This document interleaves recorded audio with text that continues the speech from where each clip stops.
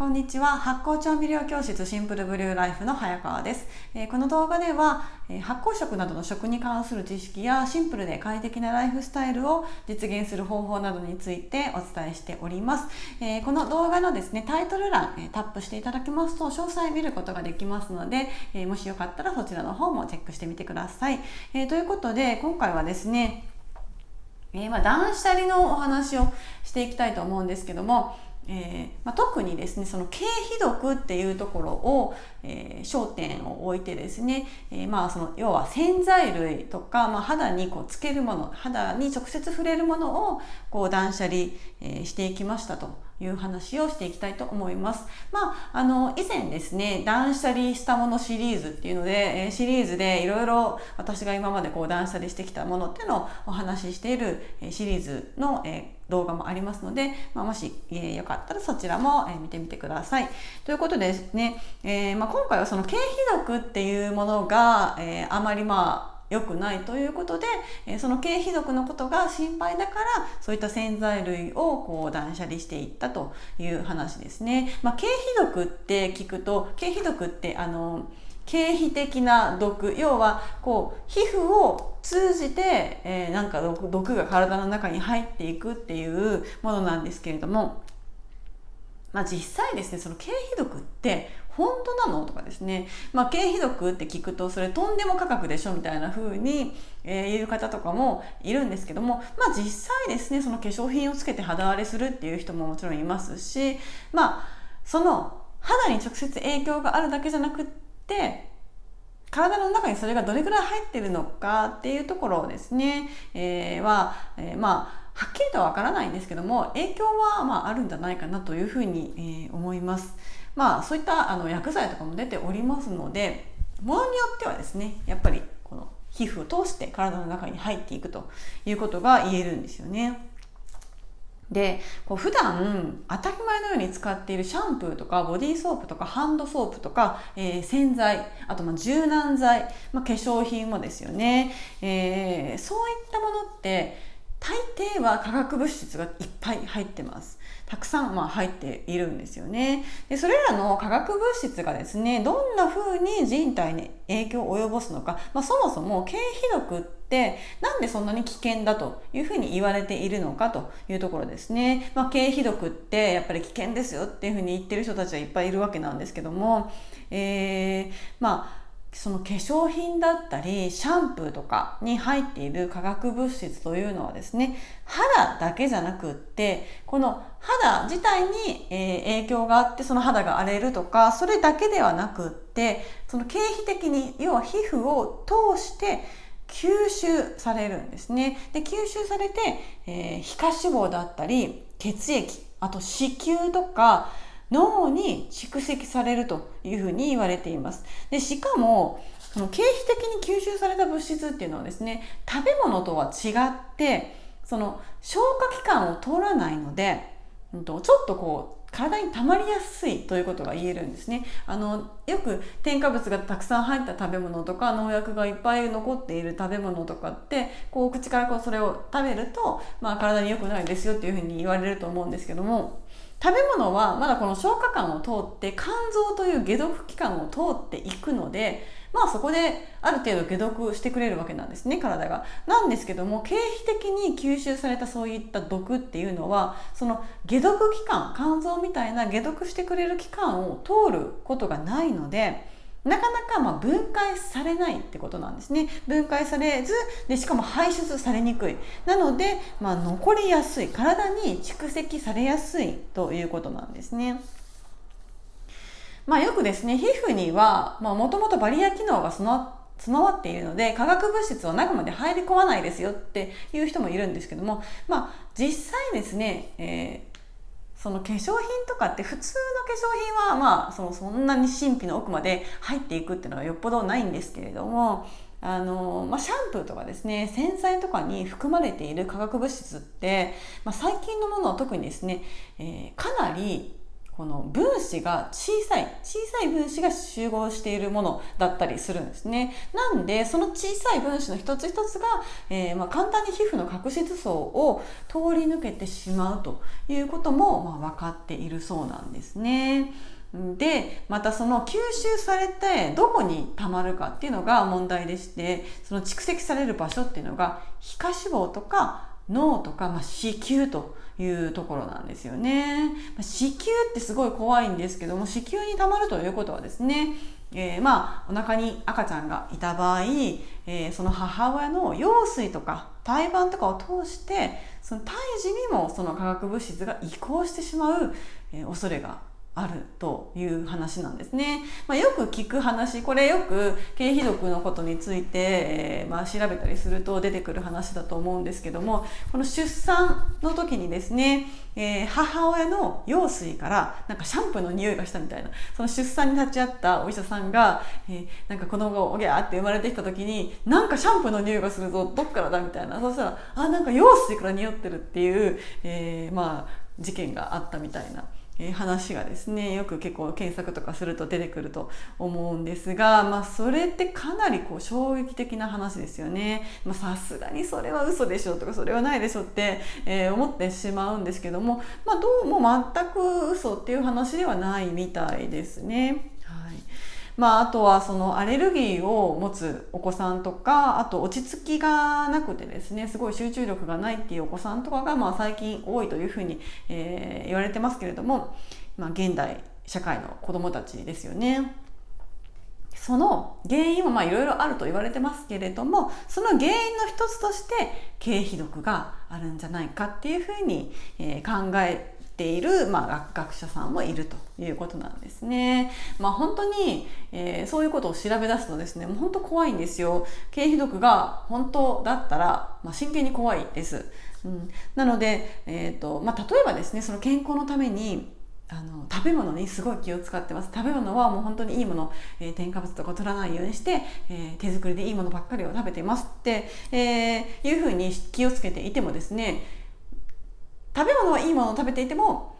洗剤とかそういったところ、化粧品とかですね、シャンプーとかそういったところに気を使ってないと経皮毒で体に毒を溜めてしまうっていうこともあり得るわけなんですよね。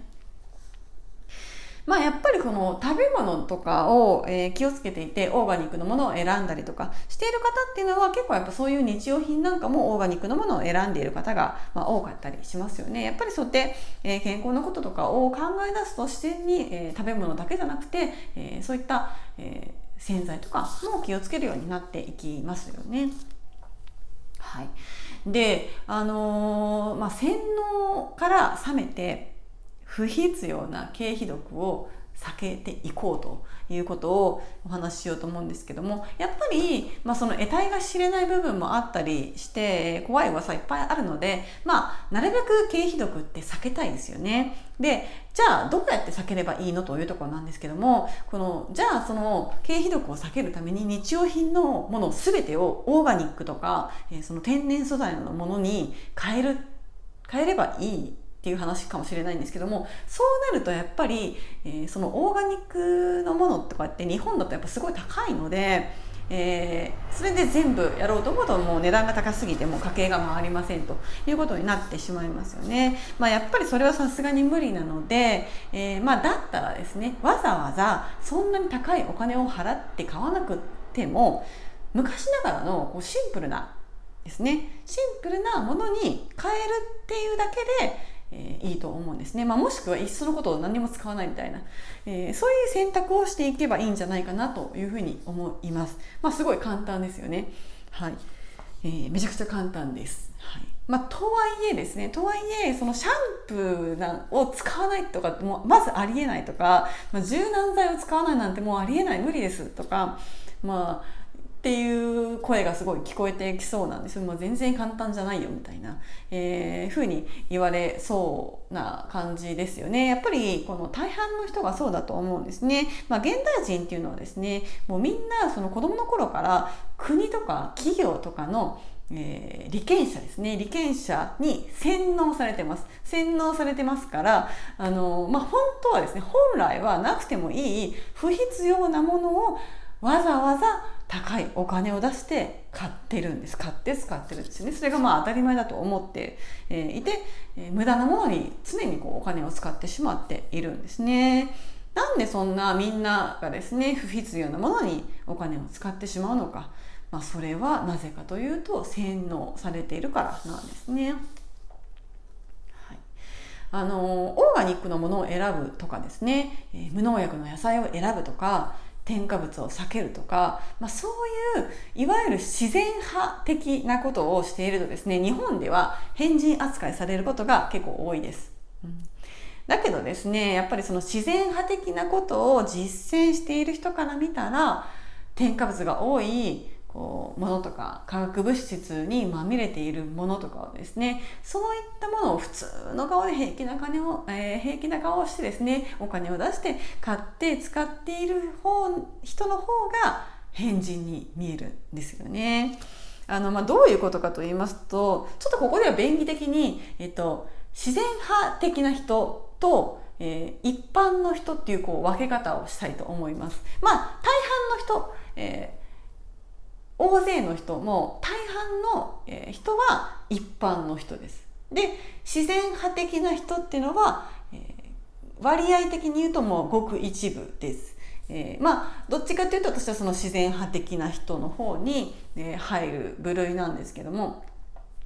その一般の人っていうのはですね、やっぱりその洗脳されているっていうことに気づいてないんですよね。私もですね、以前まで数年前まではその添加物まみれ、化学物質まみれで、何の疑問も抱かずにですね、平気な顔して生活していたわけなんですけれども、やっぱりですね、その自然派的な人と一般の人の、大きな違いって、あるんですけれども、それ具体的に分かりやすく言いますと、例えばですね、3歳とか5歳ぐらいとかの小さなお子さんがいたとして、でそのお子さんにですね、市販の甘いお菓子、スーパーとかに売っている安い甘いお菓子とかを与えているお母さんがいるとします。でその子供にそういう市販の甘いお菓子を添加物いっぱいのですよ、ものを与えてるお母さんがいて、でそれを見てですね、一般の人は別に何にも思わないわけです。普通でしょ、当たり前でしょ、子供に、おやつあげるの当たり前でしょみたいな風に、思って何とも思わないと思うんですけれども、もうむしろですね、その子供に対して何々ちゃんちょっとお母さんにお菓子もらえてよかったねみたいな、風に声をかけるぐらいのことを、するかもしれません。だけれども、自然派的なことを実践している人はですね、それを見てです、そのお母さんが市販のお菓子を子供に与えている、光景を見て、虐待だなって思うんですよ。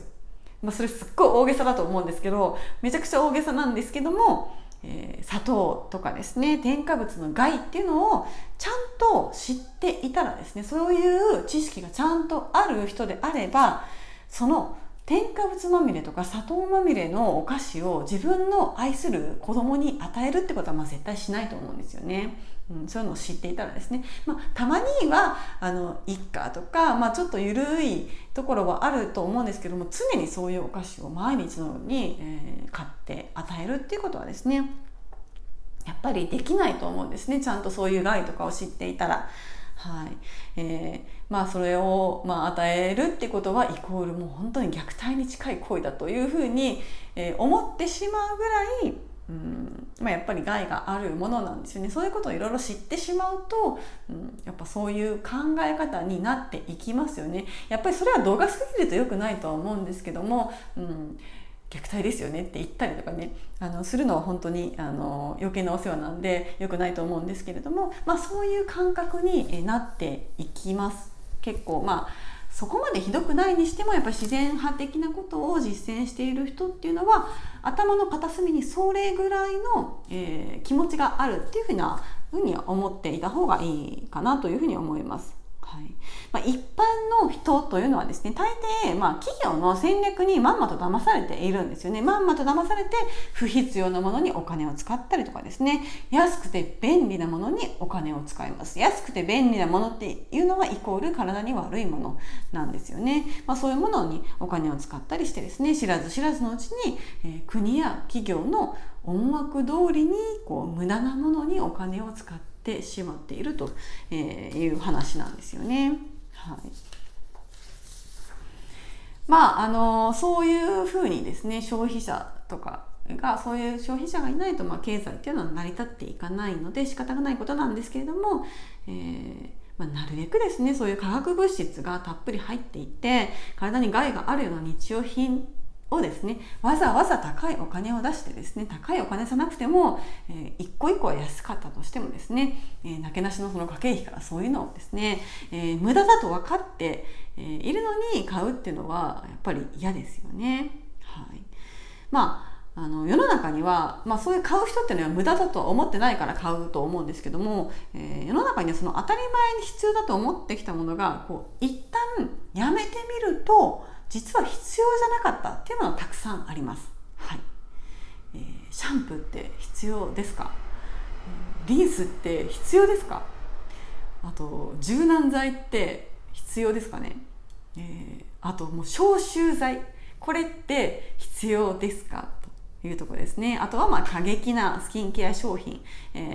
スキンケア用品ですね。これも必要ですか？そういったものをですね、改めてちょっと考えてみてですね、一旦使うことをやめてみると実は必要じゃなかったっていうことに気づいて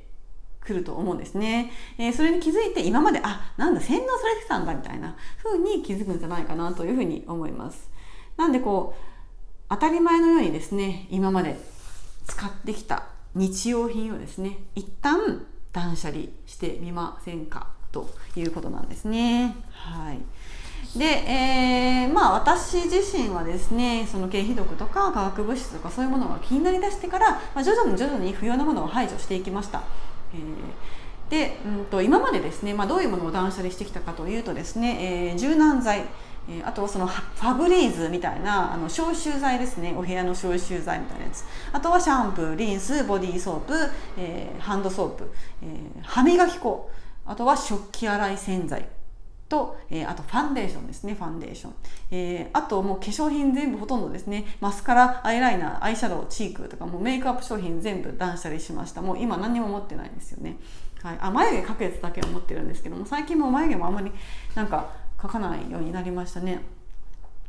はい。で、あとはヘアスタイリング剤ですね。髪の毛をスタイリングするスタイリング剤、そういうのももう持ってないです。あとは安いサプリメントですね。サプリメントって、この話をしだすとまたちょっと長くなるのであれなんですが、飲めばいいってもんじゃなくって、やっぱりしっかりしたものを選ばないと全くもって無駄なんですよね。あれって安い薬局とかで売ってるすっごい安いサプリメントって飲んでもほとんど意味がなかったりするので、安いサプリメントに何百円とか、1000円とかぐらいの安いやつを、買うのってすっごい無駄だと思うので、そんなんだったら1000円のランチ食べた方がよっぽどいいっていうぐらいですね、無駄だと思うので、そういう安いサプリメントですね、そういったものを、断捨離していきました。そういった今、挙げたものって大体ほとんどの人が一般的日常的に使っているものだと思うんですね。そういったものをですね、どんどん断捨離していくということを、行っていきました。で、その中でやっていってもう完全に使わなくなったっていうものもあれば、他のものでちょっと代用しようって言って代用しているものなんかもあります。やっぱり無駄なものって本当に多いんですよね。一番無駄だと思うのは、そのファブリーズなんかの消臭剤とかですね。あれ全く意味ないですからね、本当に。あと制汗スプレー、脇汗とかにシューってするやつあるじゃないですか。あれも本当に皮膚に良くないので、無駄だなというふうに思います。で、全くやめるっていうのは難しいっていうのがあると思うんですが、それ何かっていうと、例えばシャンプーですよね。シャンプーってシャンプーじゃもうシャンプー剤が経費毒で体に悪いし、無駄だからやめましょうって言ってもなかなかシャンプーやめるのってハードル高いんですよね。よくそういうことを調べていくと、湯シャンっていう言葉にぶち当たると思うんですけども、湯シャンってお湯の湯っていう字にシャンってシャンプーのシャンですけど、湯シャンっていうのがあってですね、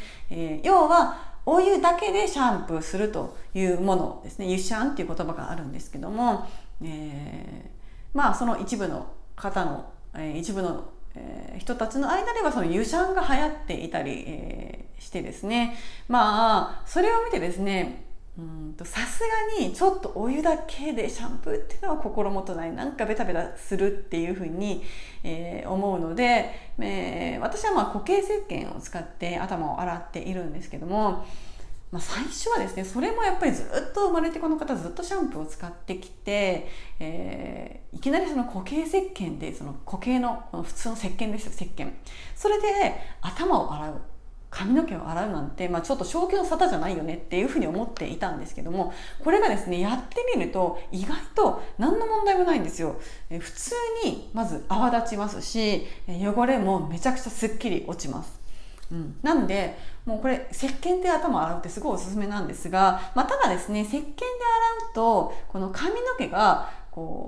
アルカリ性に傾きすぎちゃうんですね。で、アルカリ性に傾きすぎることによって髪のキューティクルがパッと開いた状態になっちゃうんですね。なのでそれによってその石鹸で洗った後、髪の毛がすごいキシキシします。ギシギシしちゃいます。なのでそれが嫌な場合は、その石鹸によってアルカリ性に傾いた髪をですね、酸性に戻してあげるために、このクエン酸を使ってトリートメントをするとすごくいいです。最近はですね、髪の毛がその短いので、もうそのクエン酸トリートメントって全然やってなくって、石鹸でシャンプーするだけで終わりなんですけども、お酢でもいいですね。お酢でもいいですし、クエン酸ってすごい薬局に安く売っているので、そのクエン酸の粉末をですね、すごいほんのちょっとお湯に溶かして、でそれでジャーって流すだけです。ジャーっとですね。はい、そうするだけで、キシキシになった髪もサラサラになるので、石鹸でシャンプーするのは全く問題ないですね。でクエン酸すごい安いですし、1回で使う量ほんと少ないので、1キロとかまとめて買っちゃえば結構1年ぐらい持ったりします。なのでコスパめちゃくちゃいいですね。しかも石鹸もすごい安いですし、石鹸ももし匂いとかがですね、やっぱり髪の毛からふわっといい匂いがしてほしいっていうんだったら、オーガニックのもので香りがいいやつとかを、ハーブのやつとかですね選べば、高いですけども、いいものいっぱいありますので、そういうのを使っていけばいいかなというふうに思います。ちなみに私が使っているのは普通の石鹸です。石鹸素地だけの石鹸の匂いしかしないやつ、シャボン玉石鹸の無添加石鹸ですね。はい。合成された化学物質なんかが、入っていない天然の成分から作られているものだったら何でもいいかと思います。別にそんな高いやつじゃなくてもいいかなというふうに思います。で、あとその石鹸でシャンプーした後にクエン酸でトリートメントをすると一個いいことがあって、何がいいかっていうと、その髪の毛がサラサラになるっていうだけじゃなくって、そのクエン酸が含まれたお湯が、そのお風呂にガーッと流れていきますので、それでお風呂がきれいになります。お風呂ちょっとツルツルして滑って危ないんですけど、それでついでにツルツルってことで掃除とかできたりするので、お風呂もきれいになって一石二鳥です。はい。ですね。固形石鹸だと特に安いだけではなくてですね、液体のシャンプーとかで最近詰め替えが主流になっていると思うんですけども、わざわざ容器に詰め替えるっていう手間もないですし、非常に楽ちんですよね。容器に詰め替えるのってめちゃくちゃめんどくさいですよね。あと不衛生ですし、なので、そういう手間もなくなります。はい。あとは石鹸があればですね、固形石鹸があれば髪の毛だけじゃなくてそのまま顔も洗って全身も全部洗うってことができますので、その石鹸1個あればもう事足りるわけなんですよね。なので、お風呂に置いておくものがすごく少なくて済みます。1個でいいです。お風呂にシャンプー、リンス、ボディーソープとかいろいろ置かなくても済むようになるっていうのもメリットですね。はい。ということで、シャンプーは、そんな感じで断捨離することができるかなと思います。そして、続いて化粧品ですね。これもやっぱりハードルが高いんじゃないかなと思います。特に女性はですね、シャンプーを断捨離する以上に、ハードルが高いかもしれません。私もですね、以前はもう5、6年前ぐらいまでは出かける時も必ずと言ってメイクしていましたし、ファンデーションも塗ってます。ちゃんと日焼け止め塗って、ファンデーション塗って、アイライナーとかマスカラとか、チークとか口紅とか全部やってましたけども、でかつ寝る前のねスキンケアとかもしっかりしていました。ですが、何なんでしょうね。やっぱり別に特にやめようと思っていきなりやめたっていうわけじゃないんですけれども、子育てをしていく中でやっぱり忙しくてメイクする暇がないっていうのもあるんですけども、しばらく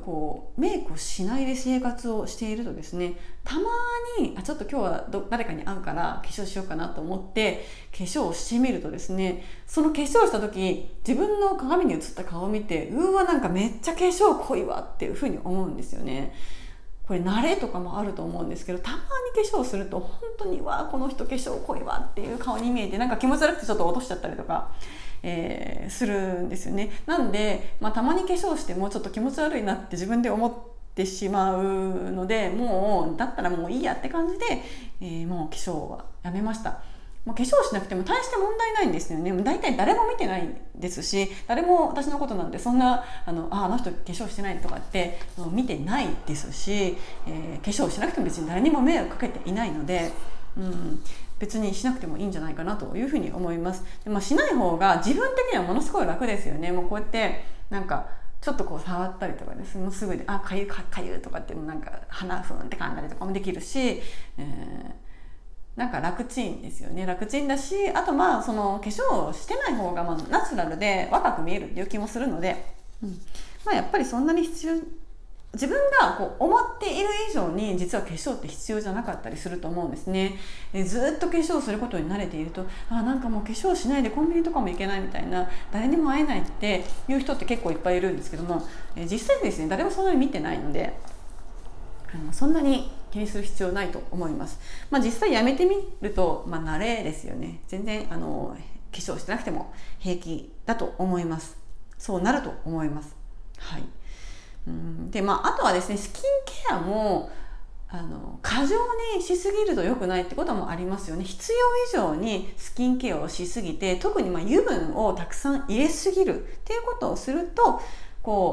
たくさん外から油分が入ってきすぎることによって、本来のこの肌が出す皮脂を出すという力が弱くなってしまうということもありますよね。皮脂がうまく分泌されなくなって、それによって肌本来のバリア機能っていうのが衰えてしまうっていうことがあります。それよく聞く話だと思うんですけども、それって結構本当だなっていうふうに思うんですね。それは自分の肌で試してみてすごく実感しました。何も塗らない方がぶっちゃけ肌の調子がいいですよね。昔もっとすごい若い時に、なぜそんな若い時にそれを使ったかわかんないんですけども、若い時に、20代後半とかですね、それぐらいの時にドモホルンリンクルってやつを使ったんですよ。あれってすっごいリッチな感じで油分がいっぱい入ってるようなやつなんですけど、それを使うことによってしばらく使っていたらすごい調子良かったんですけど、使っていたらしばらく使っていて、それをじゃあ一回ちょっとやめて違うのに変えるみたいなことをしたら、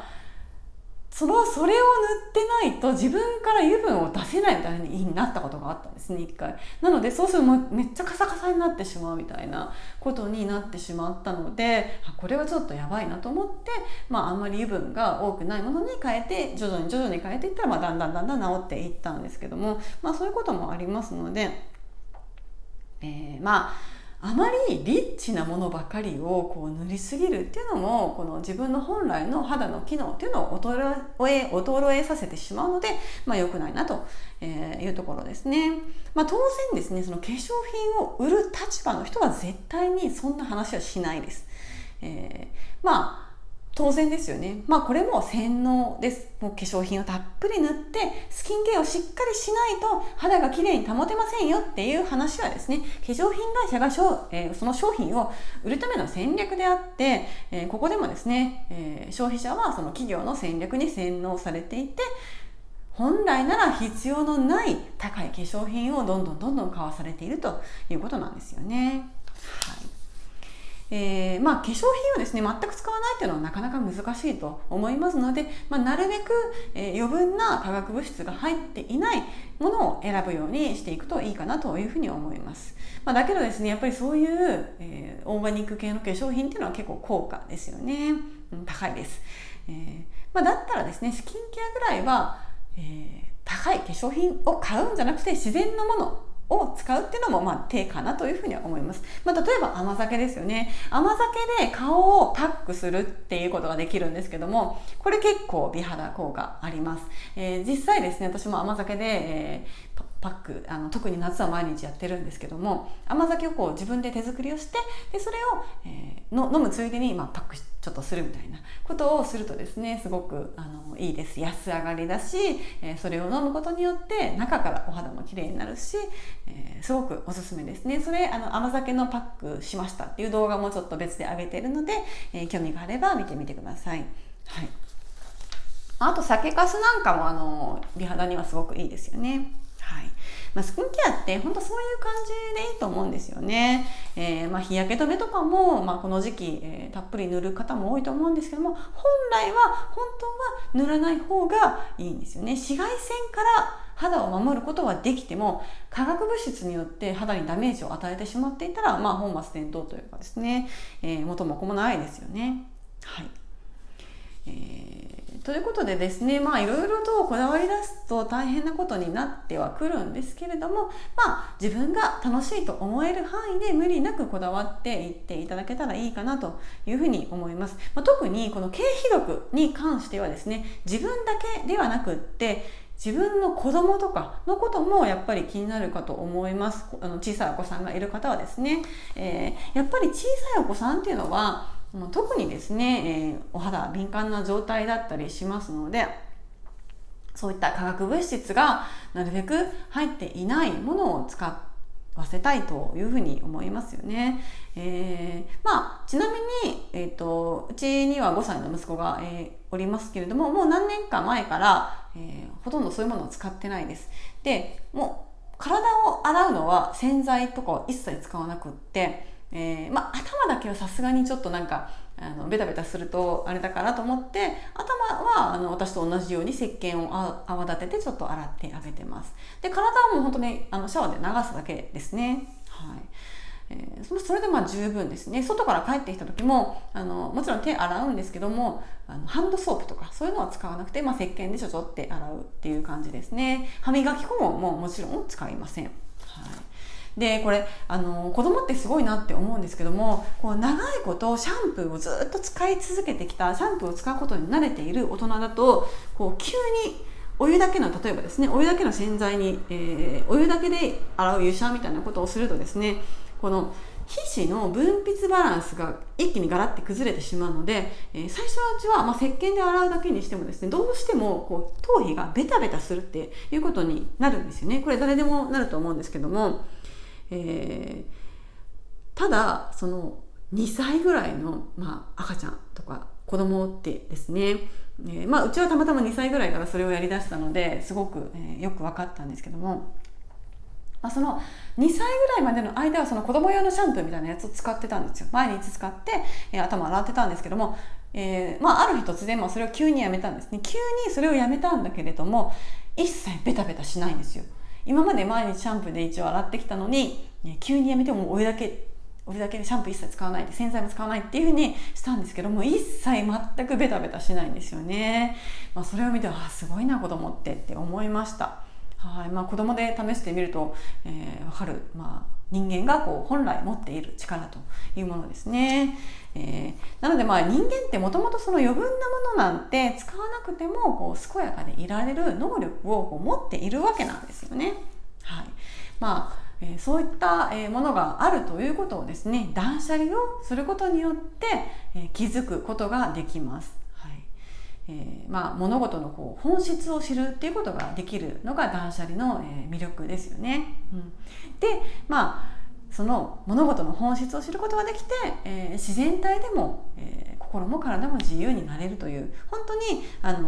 素敵だなというふうに思います。そして何よりも経済的ですよね。はい。なので、まとめるとですね、普段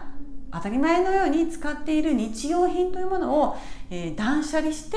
でかつ経費力を避けていきましょうという話でした。はい、本当に、長くなりましたけど、日用品の経費力が、怖そうなものっていうのを断捨離していくっていうことがすごく、おすすめです。ということで、この動画ではですね、シンプルライフについて、発酵食や食の健康についてなどといったテーマで、皆様のお役に立つ情報をですね発信していきますので、見逃したくないという方はですね、ぜひチャンネル登録ですねよろしくお願いいたします。あと、動画のタイトル欄クリックしていただきますと、詳細の方を、見ることができますので、興味がある方はその詳細欄も、クリックしてみてください。ということで、また次回の動画でお会いしましょう。さよなら。